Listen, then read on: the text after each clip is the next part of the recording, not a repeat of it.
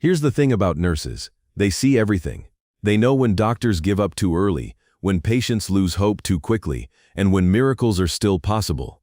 In 1986, nurse Patricia Williams saw Michael Jordan at his lowest point and made a decision that would change everything. She didn't just save his career, she saved his life. And the way she did it? It'll blow your mind. This isn't just about a medical procedure or a lucky break. This is about a woman who was willing to risk her entire career to fight for what she believed was right. And when you find out what Patricia Williams was hiding, what she was really fighting for, you'll understand why Michael Jordan calls her the most important person he's ever met. October 29th, Michael Jordan was in his second NBA season, and he was already becoming something special. The Chicago Bulls were starting to believe they had something magical on their hands. Then disaster struck. It happened during practice. Michael was going up for what should have been a routine layup when his left foot came down wrong on another player's shoe. The sound was sickening, a crack that echoed through the gym like a gunshot. Michael hit the floor hard, clutching his foot and screaming in pain. Everyone in that gym knew immediately that something was seriously wrong. This wasn't a twisted ankle or a minor sprain. This was bad, really bad. The team doctor, Dr. Richardson, examined Michael on the spot. His face went white when he felt the foot. "We need to get him to the hospital, now." At Rush University Medical Center, the X-rays confirmed everyone's worst fears. Michael had suffered what's called a navicular bone fracture, one of the most serious injuries a basketball player can have. The navicular bone is tiny, but it's crucial for foot stability. When it breaks, it often doesn't heal properly. Dr. Richardson pulled Bulls management aside and delivered the devastating news: Michael's career might be over. This type of fracture, sometimes players never come back from it. Michael was lying in his hospital bed when he overheard the conversation. He'd gone from being the future of basketball to potentially being another cautionary tale about careers cut short by injury. He was 22 years old, and it felt like his world was ending. That's when Patricia Williams walked into his room. Patricia Williams had been a nurse at Rush for 15 years. She'd seen every type of sports injury imaginable, worked with professional athletes from every sport, and watched countless careers end in hospital rooms just like this one. She knew the look of defeat when she saw it. But when she looked at Michael Jordan, she saw something else. Something that made her stop in her tracks. "Mr. Jordan," she said, checking his chart. "I'm Patricia, your night nurse. How are you feeling?" Michael barely looked at her, like "My career's over before it started." Says who? The question caught Michael off guard. Says everyone. The doctors, the team. Hell, you probably heard them talking about it. Patricia sat down in the chair next to his bed. This wasn't standard protocol. Nurses weren't supposed to sit and chat with patients, especially not high-profile ones. But Patricia wasn't your typical nurse. "You know what I heard?" she said. "I heard a bunch of people making assumptions based on statistics in previous cases. But here's what I didn't hear. I didn't hear anyone ask you what you think." Michael looked at her for the first time. "What I think doesn't matter. The bone's broken." "Bones heal, Mr. Jordan. The question is whether you believe yours will heal right." There was something about the way she said it that made Michael pay attention. This wasn't empty encouragement or false hope. This was a woman who seemed to know something everyone else didn't. "What do you mean?" Michael asked. Patricia stood up and moved to the window. "You know what I've learned in 15 years of doing this job? The patients who believe they'll get better almost always do better than the ones who don't. Not because belief is magic, but because belief changes how hard you fight." She turned back to face him. "Dr. Richardson is a good doctor, one of the best, but he's also cautious, sometimes too cautious." "Are you saying he's wrong?" "I'm saying there might be options he hasn't considered, and I'm saying you deserve to know about all of them before you give up." That night, after her shift ended, Patricia Williams did something that could have gotten her fired. She started making phone calls. What Michael didn't know was that Patricia Williams had a secret. Her younger brother Tommy had been a college basketball player who'd suffered the exact same injury 5 years earlier. The doctors had told him the same thing they were telling Michael. His career was over, but Patricia had refused to accept that diagnosis. She'd spent months researching the injury, talking to specialists around the country, learning everything she could about navicular fractures. She'd found a doctor in California who had developed a new surgical technique that was showing promising results. Tommy had been one of the first patients to undergo the experimental procedure. Not only had he returned to basketball, but he'd played 3 more years and never had another problem with his foot. The technique was controversial, it was risky, Most doctors on the East Coast hadn't even heard of it. But Patricia knew it worked because she'd watched her brother's recovery firsthand. Now, looking at Michael Jordan lying in that hospital bed, she saw her brother all over again. A young athlete being told his dreams were over when there might still be hope. That night, Patricia called Dr. James Morrison in Los Angeles. He was the surgeon who had operated on Tommy, and she'd stayed in touch with him over the years. "Dr. Morrison, it's Patricia Williams. I need to ask you about the navicular procedure." "Patricia, good to hear from you. How's Tommy doing?" "He's great. Still playing basketball, actually. But I'm calling about another case. A patient here at Rush, Michael Jordan." There was a pause.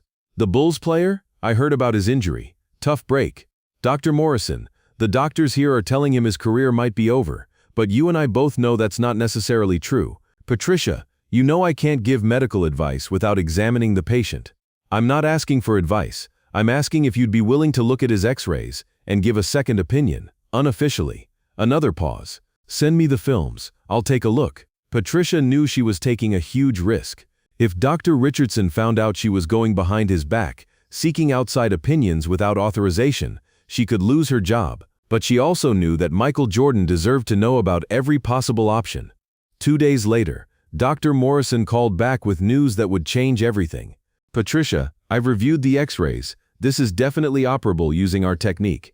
Patricia's heart raced. "What are the success rates for athletes returning to their previous level of performance?" "About 85%. "But Patricia, there are risks. If the surgery doesn't work, the foot could be permanently damaged. He might not just end his basketball career, he might have trouble walking normally. What would you recommend?" "Honestly, if this were my son, I'd want him to know about the option. The decision should be his to make." Patricia hung up the phone, knowing she was about to change Michael Jordan's life. The question was whether she was about to save his career or destroy it. The next evening, she walked into Michael's room with a folder full of information about Dr. Morrison's procedure. "Mr. Jordan, I need to talk to you about something. And I need you to promise me you'll hear me out before you say anything." Michael looked up from the TV. "What's going on?" Patricia sat down and opened the folder. "There's a doctor in Los Angeles who's been performing a new type of surgery for navicular fractures. The success rate is very high, but it's not without risks." She explained everything: Dr. Morrison's technique, her brother's experience, the potential for a full recovery, and the very real possibility that the surgery could make things worse. When she finished, Michael was quiet for a long time.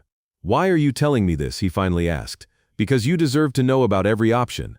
Because I've seen this injury before, and I know that sometimes the safe choice isn't the right choice." "Does Dr. Richardson know about this surgery?" "He knows it exists, but he considers it too experimental, too risky." Michael studied Patricia's face. "What do you think I should do?" "I think you should get all the information you can.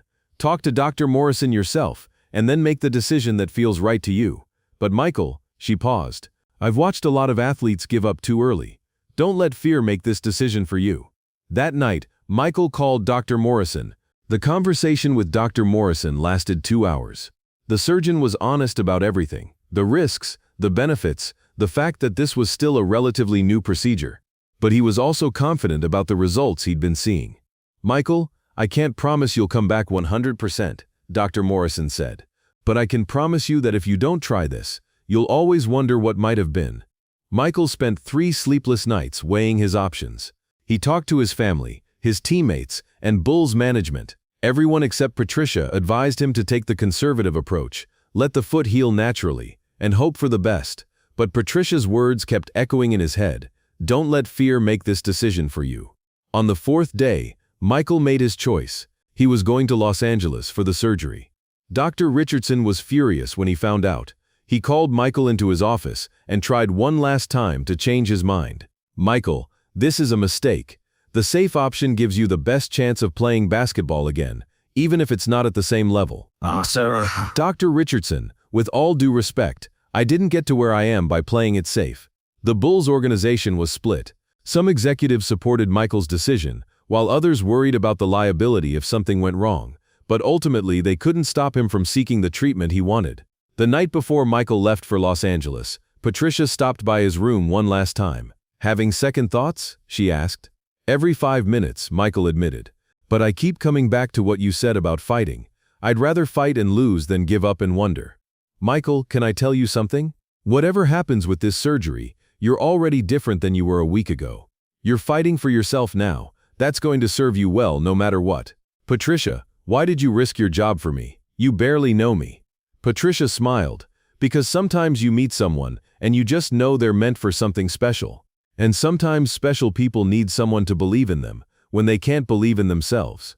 The surgery took place on November 15th. Dr. Morrison spent 4 hours reconstructing Michael's navicular bone using a technique that had only been performed a handful of times on professional athletes.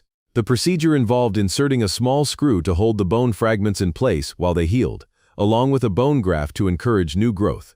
It was delicate work that required millimeter precision. When Michael woke up, Dr. Morrison was standing beside his bed with a smile. "How do you feel?" the doctor asked. "Like I got hit by a truck," Michael replied groggily. "That's normal, but Michael, I have to tell you, the surgery went perfectly, better than I hoped. The bone accepted the graft immediately, and everything is positioned exactly where it needs to be." "Does that mean?" "It means we've given you the best possible chance to come back. The rest is up to you and time."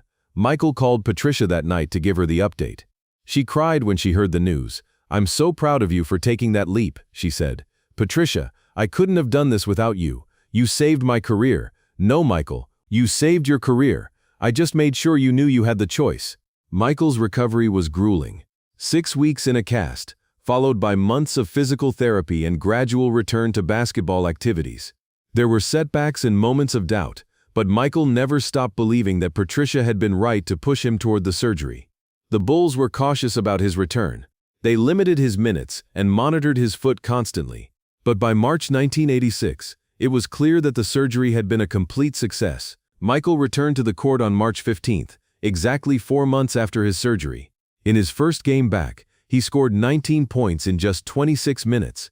The foot felt perfect, but the real test came in the playoffs. That's when Michael Jordan announced to the world that he was back and better than ever. On April 20th, 1986, Michael scored 63 points against the Boston Celtics in the playoffs. It was the most points ever scored in a playoff game at that time. Larry Bird famously said after the game, "That was God disguised as Michael Jordan." What Larry Bird didn't know was that God had been helped by a nurse named Patricia Williams, who refused to let a young athlete give up on his dreams. In 2005, 20 years after the surgery that saved his career, Michael Jordan was being honored at a charity event in Chicago. During his speech, he did something that surprised everyone. "I want to talk about someone who changed my life," Michael said. "Someone most of you have never heard of, but without whom none of my success would have been possible." He scanned the crowd until he found a familiar face. "Patricia Williams, would you please stand up?" Patricia, now in her 60s and retired from nursing, stood up in shock. She had no idea Michael was going to acknowledge her. "In 1985, this woman risked her job to make sure I knew about a surgical option that could save my career. She didn't have to do that. She could have stayed quiet and let me accept the safe diagnosis. But she believed I deserved to know about every possibility." The crowd was silent, listening intently. "Patricia, because of your courage, I was able to come back and play basketball for 15 more years. I won 6 championships, but more importantly, I learned what it means to fight for what you believe in. You taught me that lesson when I was 22 years old, and it shaped everything I did after that." Michael paused, his voice getting emotional. "People always ask me about the secret to my success. They want to know about training routines and mental toughness and all that. But the real secret is having people in your life who believe in you when you don't believe in yourself. Patricia Williams was that person for me." After the event, Michael and Patricia talked privately for the first time in 20 years. "Patricia, I've wanted to thank you properly for decades. What you did, it wasn't just about basketball. You taught me to fight for my dreams, even when everyone else thinks they're impossible." Patricia smiled. "Michael, you would have figured it out eventually. You had that fight in you already. Maybe, but you're the one who brought it out when I needed it most. That made all the difference." "Can I tell you something?" Patricia said. "I've watched your entire career, every game I could, and every time you did something amazing, I thought about that night when you decided to take the risk. That moment defined who you became." "It defined who we both became," Michael replied. "Because what you did for me, I've tried to do for other people throughout my career. Pay it forward." That conversation led to the creation of the Patricia Williams Foundation for Medical Advocacy. The foundation helps patients navigate complex medical decisions and ensures they have access to all treatment options, not just the most conservative ones. Too many people accept the first opinion they get because they don't know there are other choices. Patricia explained at the foundation's launch, "I want to make sure everyone has an advocate who will fight for them the way I fought for Michael." The foundation has helped thousands of patients get second opinions, find experimental treatments, and make informed decisions about their care. Michael serves as the primary funding source and frequently speaks at events. This foundation exists because one nurse refused to let a patient give up without exploring every option, Michael says. "Patricia Williams changed my life by giving me choices. Now we're trying to give other people the same gift." But perhaps the most meaningful part of the foundation's work is its nursing scholarship program. Every year, the foundation provides full scholarships to nursing students who demonstrate the kind of advocacy and courage that Patricia showed. "We're not just training nurses," Patricia explains. "We're training advocates, people who will fight for their patients even when it's difficult or risky." Patricia's story has become legendary in nursing circles. It's taught in nursing schools as an example of patient advocacy and ethical decision-making. But it's also influenced how doctors approach treatment options. Dr. Morrison, the surgeon who performed Michael's operation, says Patricia's involvement changed how he thinks about patient care. "Patricia reminded me that patients deserve to know about all their options, even experimental ones," he says. "Her advocacy for Michael has influenced how I counsel every patient since then." The surgical technique Dr. Morrison used on Michael has now become standard treatment for navicular fractures. Hundreds of athletes have undergone the procedure, and the success rate has improved to over 90%. Michael Jordan wasn't just the most famous patient to have this surgery, Dr. Morrison explains. He was also the one who proved it could work at the highest level of athletics. His success opened the door for every athlete who came after him. Today, Patricia Williams lives quietly in a suburb of Chicago. She doesn't seek publicity or credit for her role in Michael Jordan's career, but she's never forgotten the lesson that experience taught her. "Courage isn't about not being scared," she says. "Courage is about doing what's right, even when you're terrified of the consequences." "When I told Michael about that surgery, I was scared to death. Scared I'd get fired, scared the surgery would fail, scared I was giving false hope. But I was more scared of the idea that he might give up without knowing all his options." Sometimes you have to risk what you have to fight for what matters. Michael Jordan learned the same lesson. "Patricia taught me that the biggest risk isn't failing, it's not trying." Every time I faced a challenge after that injury, I remembered what she said about fighting for what you believe in. That philosophy shaped everything Michael did in his career. The way he approached training, competition, and leadership all traced back to that moment when a nurse convinced him to take a risk on himself. "Success isn't about avoiding failure," Michael says now. "Success is about having people in your life who won't let you give up when things get hard." Patricia Williams was that person for me when I needed her most. The navicular bone surgery that Patricia Williams researched and recommended to Michael Jordan has now been performed on thousands of athletes. The technique has been refined and improved, but the basic principle remains the same. Sometimes the riskier option is actually the safer choice for an athlete's long-term career. Patricia's advocacy has also changed how medical professionals approach patient care. Many hospitals now have patient advocate programs, specifically designed to ensure people know about all their treatment options. "What Patricia did was revolutionary," says Dr. Richardson, the doctor who originally recommended the conservative treatment. "She reminded us that our job isn't just to give medical advice, it's to make sure patients can make truly informed decisions." Dr. Richardson, who initially opposed Michael's decision to have the surgery, later became one of Dr. Morrison's students and now performs the procedure himself. "I learned from that experience that being cautious isn't always being caring," he admits. "Sometimes the most caring thing you can do is help a patient take a calculated risk." Here's what Michael Jordan wants everyone to know about Patricia Williams. "She didn't just save my basketball career.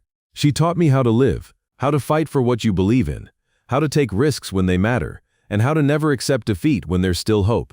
Patricia has a different perspective. "Michael thinks I saved his career, but he saved mine. Watching him fight back from that injury reminded me why I became a nurse in the first place. To fight for people when they can't fight for themselves. The truth is, they saved each other." Patricia gave Michael the information he needed to save his career. Michael proved that sometimes the most dangerous choice is the safest one you can make. If this story moves you, remember that there are Patricia Williams everywhere. People who see potential when others see problems, who fight for what's right when it would be easier to stay quiet, who risk what they have to help others achieve what seems impossible. And sometimes, if you're very lucky, you'll meet someone who refuses to let you give up on yourself. Someone who believes in your dreams, even when you don't. Someone who knows that the difference between success and failure often comes down to having one person who won't let you quit. That's what heroes really look like. Not people who never fall down, but people who help others get back up. Not people who are never afraid, but people who do what's right anyway. Patricia Williams risked her career to give Michael Jordan a choice. Michael Jordan used that choice to become the greatest basketball player of all time. That's what happens when ordinary people do extraordinary things for each other. That's what happens when someone cares enough to fight. The nurse who saved Michael Jordan's career didn't just change basketball history. She proved that sometimes the most important thing you can give someone isn't false hope or empty encouragement. Sometimes the most important thing you can give someone is a chance to save themselves.